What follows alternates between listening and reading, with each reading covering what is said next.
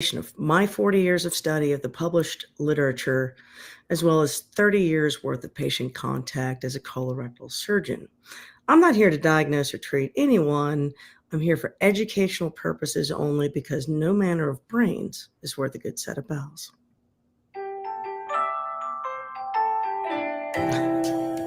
Hey, it's Dr. Toker, your friendly neighborhood colorectal surgeon, and I am on a mission to educate the world in terms of gut health and the microbiome and how that impacts your daily life. I certainly hope you will join me on this journey, but you're going to have to buckle up, Buttercup. We're talking gut stuff. And wakey, eggs and bakey, everybody. It's Dr. Toker after a 2-week vacation with my family. It's good to see everybody again so early in the morning, and we are going to talk guts in a very different way. We're going to talk about what we used to call intestinal fortitude, mental toughness training, things that every single one of us could benefit from is athletic endeavor. And I bring you this information really not Anna, the colorectal surgeon, or even Anna, the microbiologist, although I'll bring up a couple of those things. But this is Anna, still a member of the United States Professional Tennis Association, the college athlete, the toyed with professional athleticism for a while, and athletic endeavor truly can launch your professional career not as an athlete. Some of you watching will have children, or you personally will have aspirations for athletic glory. But really, if you want to succeed in almost any mission, you would be well informed and you would be on a good path if you started that process of what we call mental toughness, training for athletic endeavor and what its value is. And so the person, if you don't follow tennis, you will not know, I don't think, who the person on this slide is. And this is my favorite tennis player. I started playing tennis when I was a sophomore in college, and I actually had a random meeting 3 days before this picture was taken in 1985 in a Hard Rock Cafe in Trafalgar Square in London, where my brother and I were sitting there eating a hamburger, and in walks this flaming red-haired, this guy was 6'3". I mean, he's a big guy. And he was with a couple of people in suits, and they're speaking German. And of course, my brother and I got a kick out of that because of our German upbringing. And much to our surprise, a couple of days later, that's the same kid that's jumping around at Wimbledon, and neither one of us were tennis players at that time. And so I started following tennis probably because of that bizarre pathway crossing with Boris Becker, and that's who this is. And that was my favorite tennis player in the 80s. And then I started playing tennis myself, started playing in college, did a few professional tournaments. I'm not that good. So those who can't teach, I became a level 1 teaching professional in the United States Professional Tennis Association, which I still am a member of that organization. And it was at that time, as I'm deciding it's time to grow up, Peter Pan, I'm going to go to medical school. I thought I would be a sports medicine doctor, or a sports psychiatrist, or an orthopedic surgeon, somewhere in that line of things. During my training in tennis, I had the good fortune of going to Nick Bollettieri Academy for a few weeks, and that's in Bradenton, Florida. And they had a sports psychiatrist there by the name of Jim Lair. So Dr. Jim Lair, who was a huge influence in my mindset, not just for tennis, but in life in general. And so this is kind of my opportunity to share what I learned from him, what I learned through my own athletic endeavor, Why that's going to be helpful to you, this talk, like all of my other talks, is sponsored by Super Patch. And as it turns out, Super Patch has a patch called the Victory Patch that helps improve athletic endeavor. And it is used by Olympians and professional athletes the world over because of its effectiveness and because it has no drugs in it, period, which makes it compliant with all sport federation regulations. And so, if you're a high school athlete, if you're a college athlete, or if you're just a mom on the street who needs a little extra balance so you don't hurt yourself, we'll learn how the super patch is going to help us do that. But more importantly, the mantra you should have in your mind is through my body's actions, I train my mind. You will see that almost no matter what the sport, whether you're a golfer, you play chess, you're a poker player, you're going to benefit from physical activity because it's going to connect a mind body connection. It's going to develop parts of your brain that you cannot do with thought alone.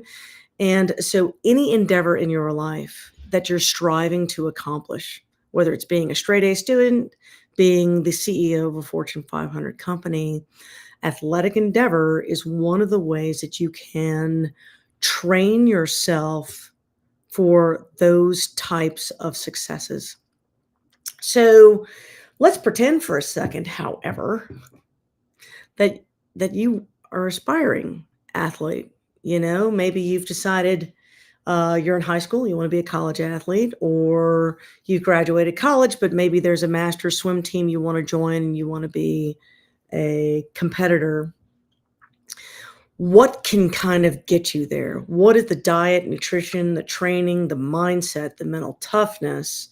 And then what things can you add to your life to improve that? So, a little outline for today basically is what determines athletic ability. Some of it will be obvious, some of it not so much.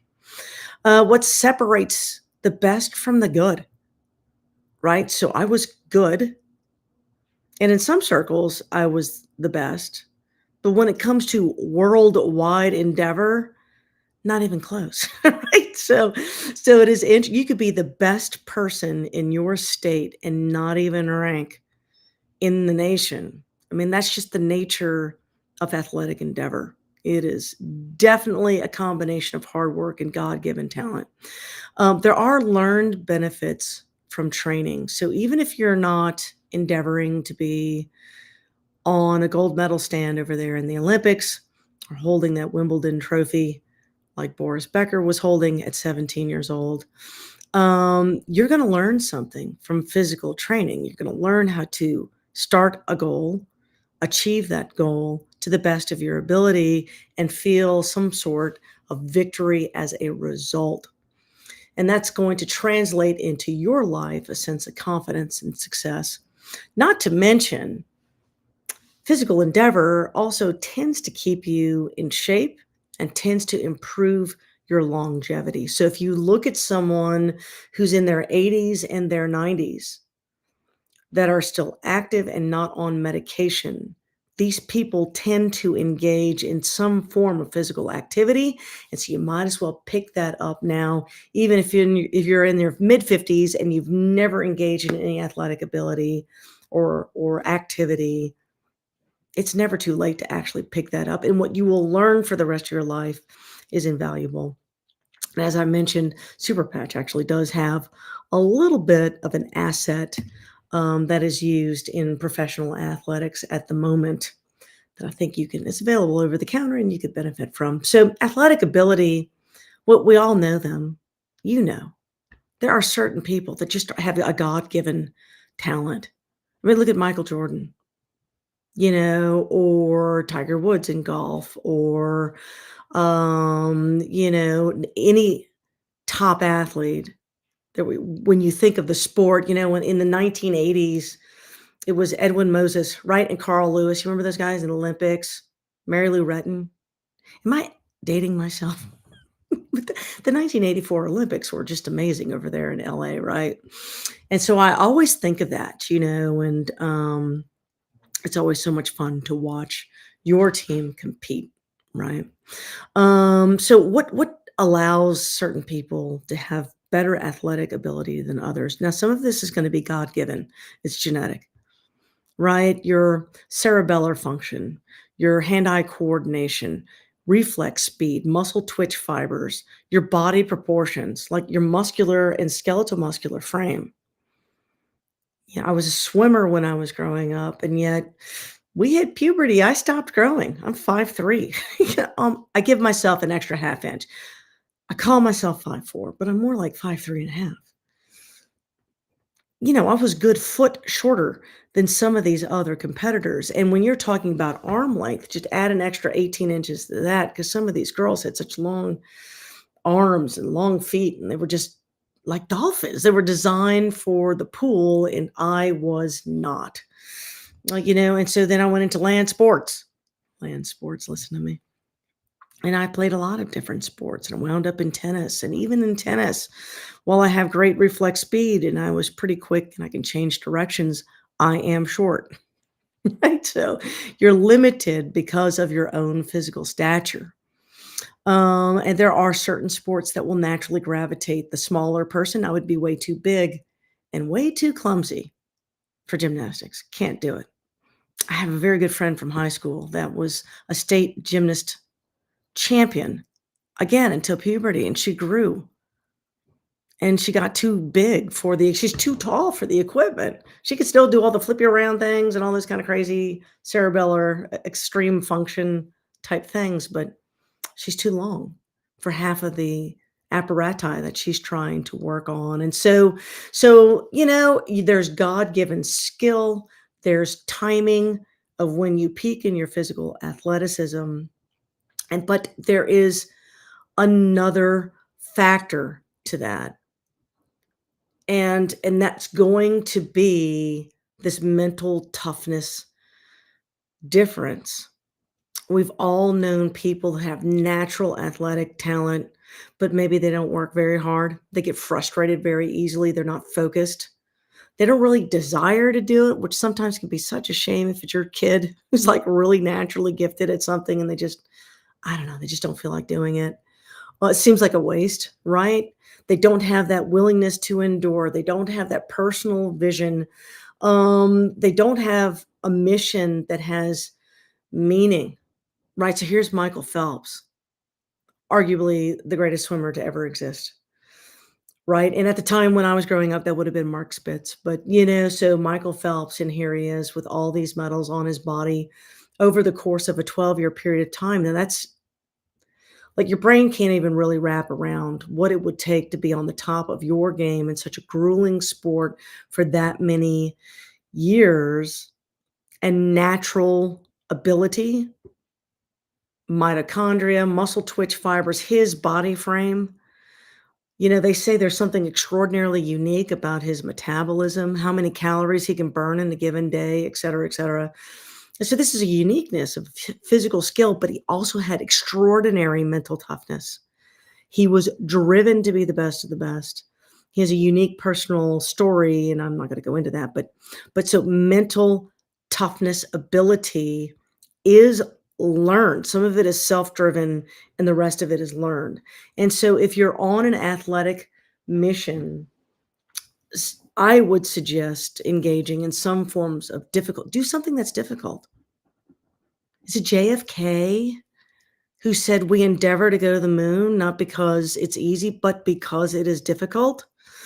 And so sometimes endeavoring to do a difficult thing will help you accomplish so many other things. And when you think of all the different things that we got out of that space program, because it was difficult, because of the problems we had to solve, all the cool inventions that kind of came out of that space race, so to speak.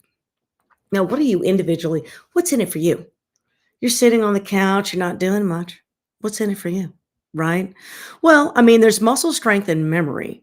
From my days of tennis, when I was playing in some of these very low level professional tournaments and not doing very well in them, but I was in incredible shape.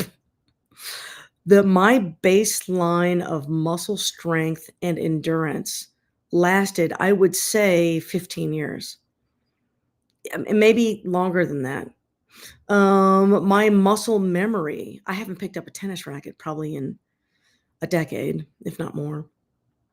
And I'm pretty sure if I picked up a racket right now, you know, I could probably be okay. Not to the level that I used to be, but surely in a club somewhere. So there's muscle strength, there's muscle memory. I, as a surgeon, use a lot of my endurance, my hand-to-eye coordination, my digital dexterity that I learned during athletic endeavor, I currently use as a surgeon. It is a cross-trained skill.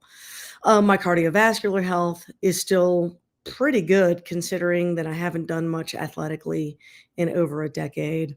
My concentration, my memory, and definitely my problem solving, all those things were developed during the course of athletic endeavor. Now, the other thing that you can learn, maybe not so much in individual sports, but in team sports, there is cooperative effort. You've got to work as a team.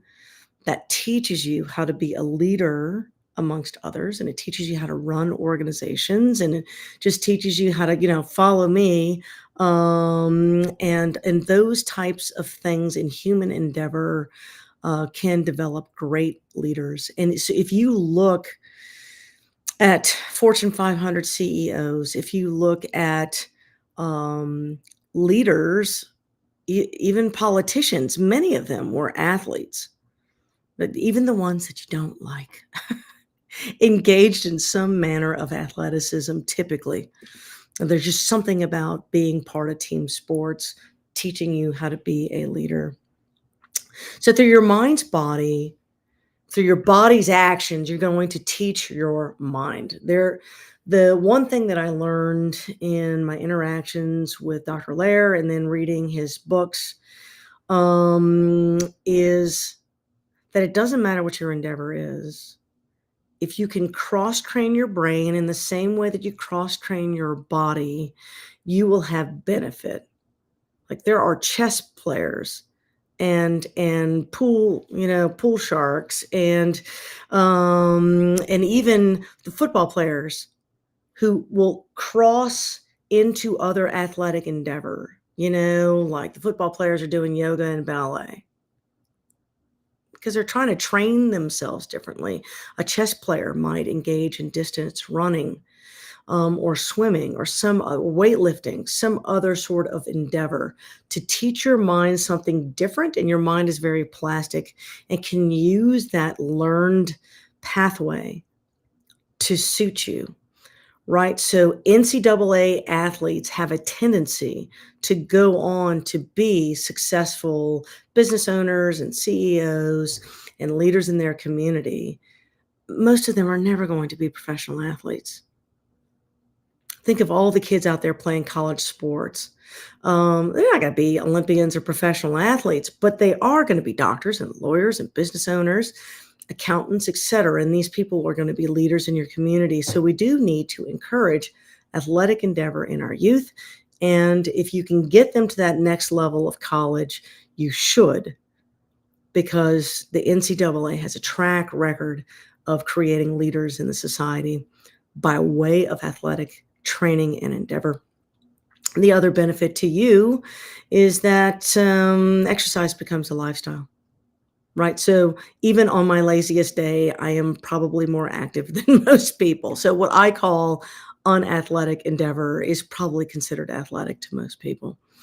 Okay. So what did I learn from Dr. Lair, from a mental toughness training? What I learned is how to accomplish the unthinkable. So I learned how to play tennis when I was 19 years old, and by the time that I was 20, I was the number 4 seed on a Division I NCAA college tennis team. which seems kinda strange to say that out loud, but that's that's just how it was. Within a year of that, I was playing some Virginia Slims professional tennis, tournaments. That seemed like impossible when I was learning how to play the sport, because I had no experience. This is a sport I'd never played, never touched a tennis racket. I didn't know the rules. Um, I had some natural athletic skill. The difference is learning what does it take to accomplish a goal and work yourself backwards, and to this day, I do that. If there's something I want to do, how do you eat an elephant? It's one bite at a time. It's a series of small, achievable goals that when you stack them on top of each other, become the final goal.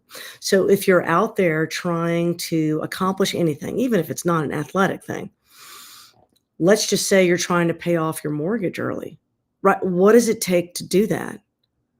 Just divide it up over time, and I wanna hit this goal, this goal, this goal, and make them smaller and smaller goals that are easier to achieve, that are little steps to the top of the mountain. It's that old ancient proverb, "The travel of 10,000 miles begins with one step." You just have to know where you're going and then just mathematically be able to map that out over time. Athletic endeavor and training is teaching you that very skill. Um, Mental toughness then is not just your ability to see a goal and break it into smaller bits, but to stay on track with achieving each of those goals, visualize each of these goals. So that was a Dr. Lair thing. You should see yourself on the podium holding the trophy. Like, you can close your eyes, you could picture it. You can see it. You can see every aspect of it. You can see yourself crossing the finish line. You can see yourself, losing your 10 pounds. You can see yourself in a better job or paying off your mortgage. You have to be able to see it.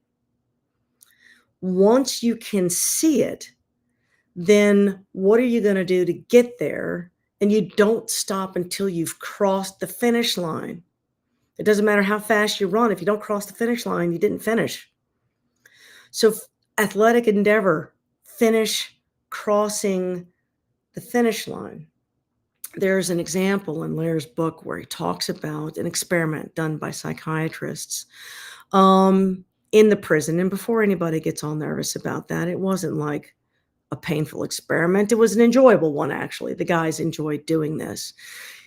They took guys who like to play basketball. Now, they're in prison, so they're kind of confined, and not everyone's allowed to go and play the sport, depending on what their situation is.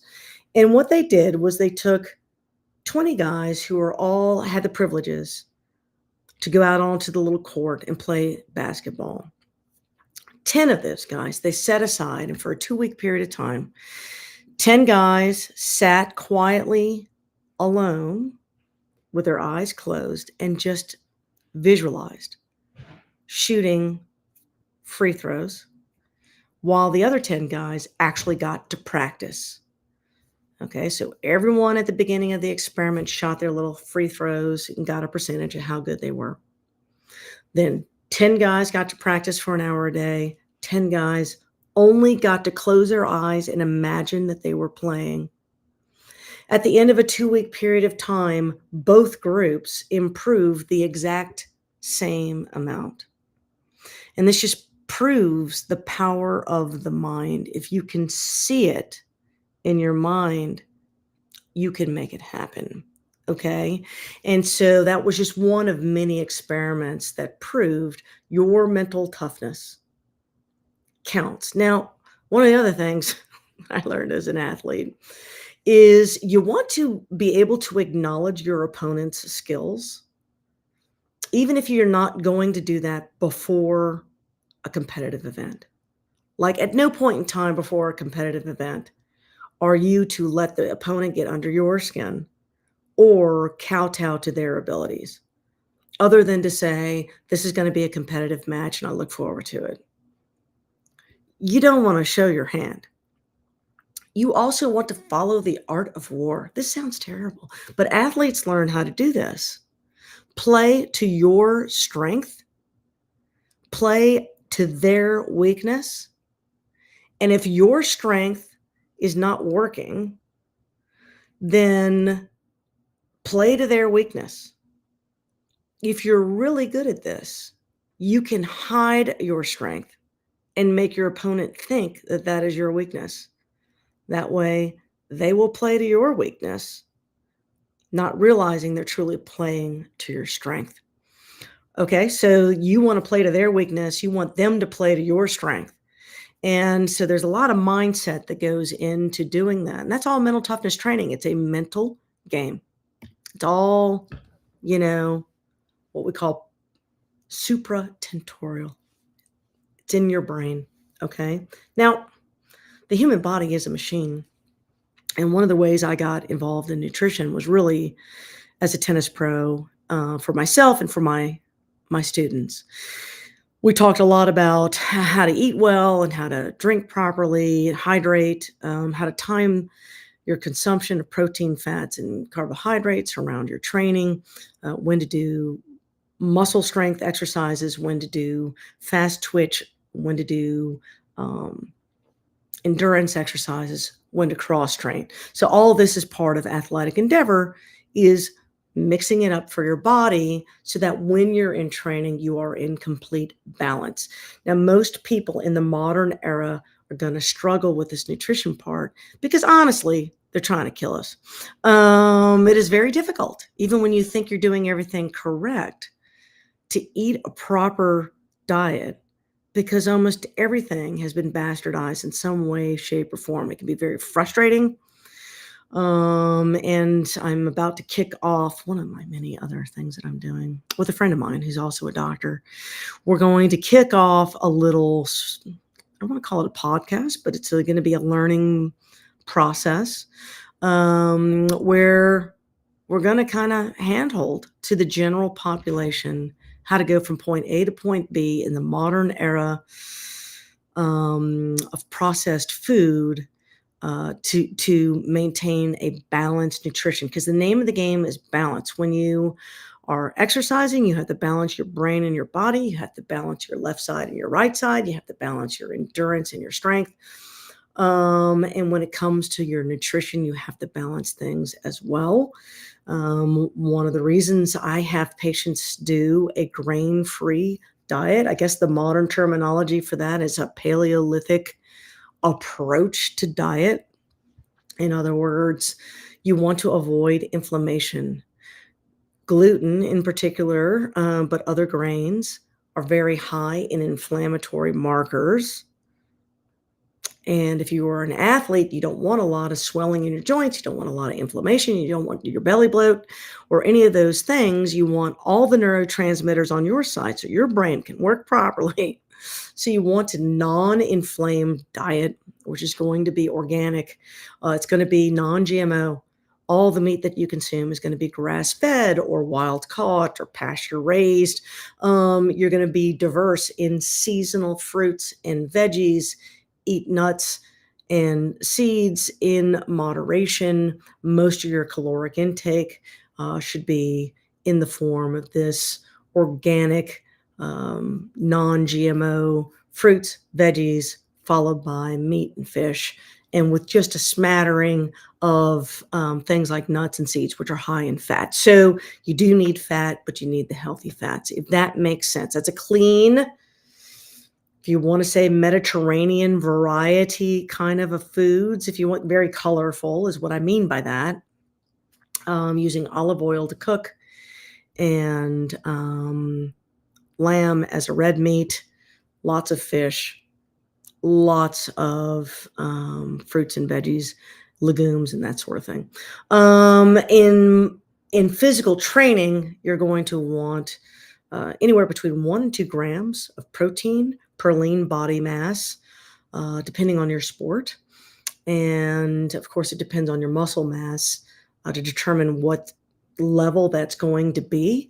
And this is very difficult to achieve unless you're getting high components of protein through animal sources. You can do it vegetarian. It's just a little harder to do because most vegetable proteins will come with lots of carbohydrates and lots of fiber, which take effort to digest. Fiber is incredibly important. Vegetation is extremely important, especially as an athlete, because those neurotransmitters for mental toughness, the short chain fatty acids, which become butyrate, improves your oxygen carrying capacity. All these things improve your athletic ability.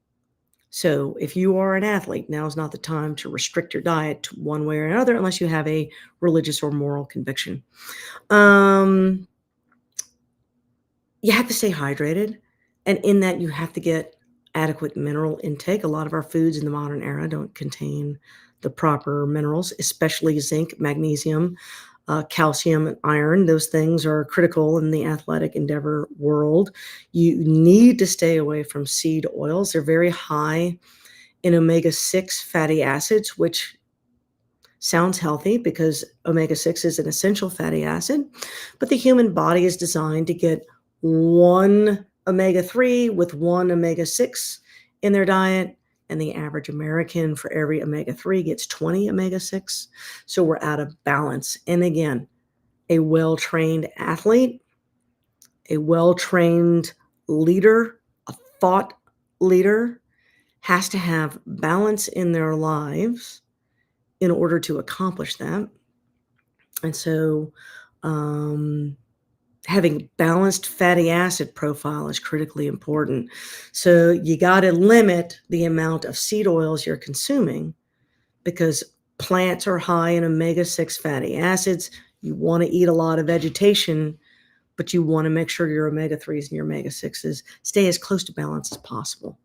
Now, cross training and high intensity interval training. And when I was playing tennis, the coaches at the time were just starting to get into this cross training situation.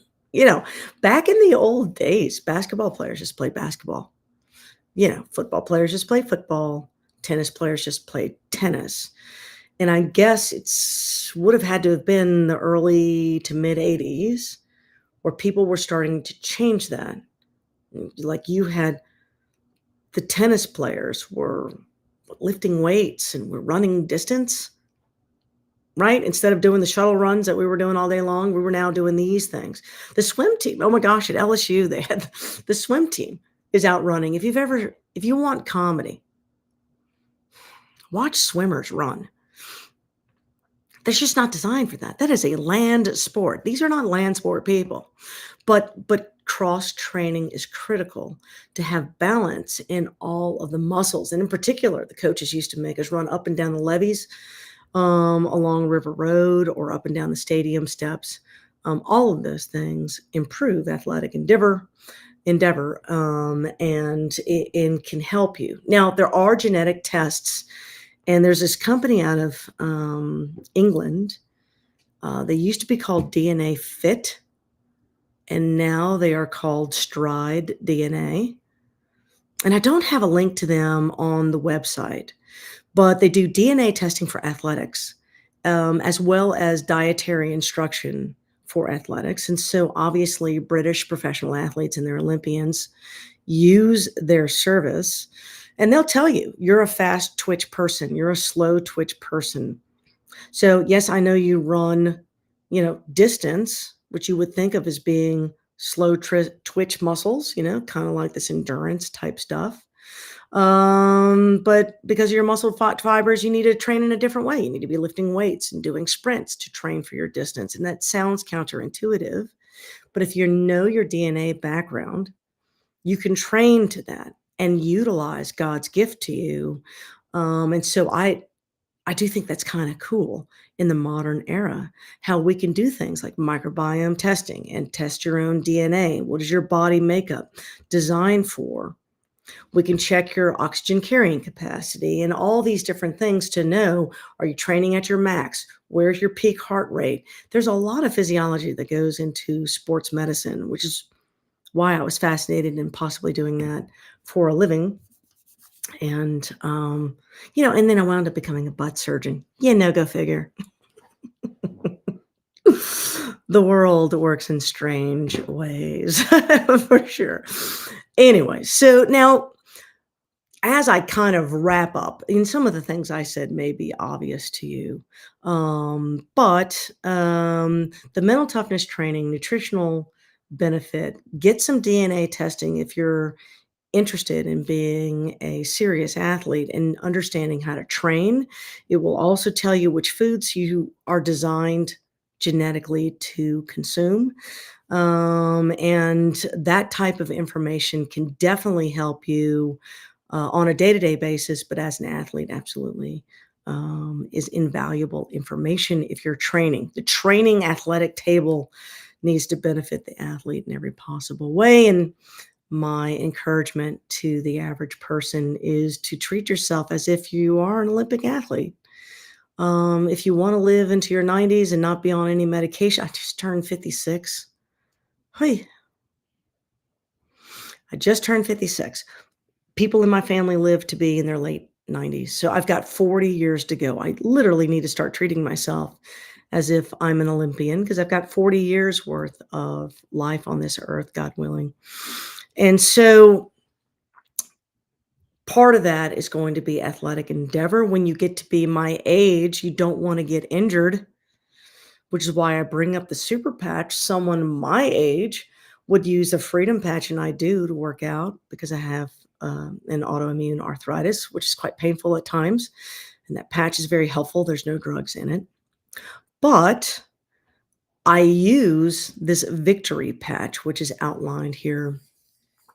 Victory patch communicates from your skin to your brain, particularly in the cerebellar areas, to improve your balance, to improve your work rate, your force generation, your VO2 max. These things can be improved with mind regulation. And this victory patch, when you are exercising in particular, is helpful. I would suggest athletes wear these all the time, certainly while you're training. And if you're a sweaty person, it may sweat off when you're exercising, but be prepared during endeavors to either wrap the area so it stays on your skin or bring others so that you can replace them as you need to if you sweat those things off. As you know, a cerebral sport, if you could call tennis is an incredibly athletic event, but there's so much mental that goes into it. You can't panic. Like, at no point in time can you look defeated. The second your opponent looks defeated, even if they're winning, you got them right where you want them, right? So you can never look defeated, even when you're getting crushed and humiliated by someone. You gotta look like you're about to win at any minute. Like, you're just kinda reeling them, you're just rope-a-doping them, right? So it helps to have something like a peace patch, something that kinda calms down your stress levels while you're trying to do that. Golfers in particular will benefit from a peace and a victory patch combination. If you need to really focus on what's going on to track a ball like a tennis player or a baseball player, you may or even golf, you may find a focus patch very important for your athletic endeavor. Now, when it comes to international sports foundations and federations, these patches do not contain any medicines in them. So drug test away, baby. Right? Not It's totally clean. You're not gonna have a problem. If you are an athlete, and we will speak to this in upcoming, public service announcements for our probiotic is certified. Every batch is certified by the National Sports Foundation, and it is sports certified, which means it doesn't just contain exactly what it says. At no point in time is it gonna ever contain something that can pop up hot on a drug test. And as an NCAA athlete, if you are one or you played sports, there's random drug tests. And so our coach wouldn't let us take any supplements, to be honest with you, because he was always worried. And we're the tennis team. I mean, really. But we were not allowed to take any supplements just because you don't know. You don't know where you got it from, right? So is your pre-workout thing free of amphetamines? Well, I don't know. Like, we weren't allowed to take any of it just in case. So having a supplement that is NSF sport certified is critical. So I do highly suggest, if you're an athlete, if you are a physician, a pilot, a fireman, police officer, someone who gets a soldier, someone who gets randomly drug tested, any oral supplement you take needs to be NSF sport certified. You can also, because this is not an oral supplement, this is registered with the FDA and whatnot, but there's nothing to test by way of drugs. These have no drugs in them whatsoever, safe to take. And again, professional athletes in the NFL, professional golfers. I think I saw some baseball players and basketball players using this as well.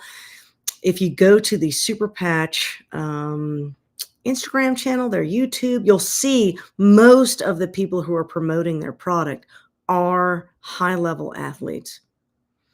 It keeps them from getting injured. It improves their training capabilities so they can work out longer, work out faster, work out harder. All of these things help train the human machine so that you can kind of be faster, stronger. What is the saying in the Olympics? Higher, faster, stronger. I'm not sure what that little quote, but it takes a lot of training to do that. And these devices help you do that in a compliant way. All right. Well, I hope everyone sort of enjoyed our ode to the Olympics today. I hope you were able to take some of that into your personal life, even if you've never engaged in an athletic event before ever.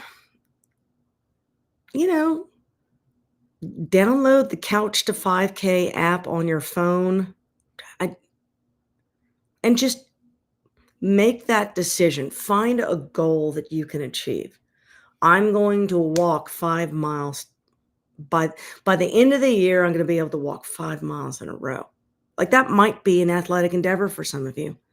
Some of you are already running 5 miles. Well, that wouldn't be a goal. You've already achieved that. Your next goal might be, I'm going to run a marathon, or I'm going to run 3 half marathons between now and the end of the year. Choose something. I'm going to pick up pickleball and learn a new sport. And I've only played pickleball once. I suspect I'm probably good at that sport. I mean, I'm supposed to be able to coach that. The USPTA is in charge of training people on how to play pickleball. It is an embarrassment that I have played pickleball once. I don't know the rules. It was fun as hell. And I have to admit, I have some natural ability. But pick up a sport. Do something new. Do something unique. And then just start. That's your mission. Pick a goal. Use that as a means by which you can engage in a clean diet. Develop your microbiome. Get microbiome testing. Do the DNA testing on what foods are you best served with, because you may not know. You might be eating all the wrong stuff, which might be why you don't feel well. Right. So all of those things are of value, even though I know 99.9% of you are not athletes. So anyway, I hope you guys are doing well, and I look forward to seeing you guys soon. And y'all keep track. Upcoming are going to be some joint venture podcast with me and a functional medicine doctor who's also an anesthesiologist. And she and I are going to start grabbing everyone's hands and walking you through the process of cleaning up your lives. How do you eat an elephant?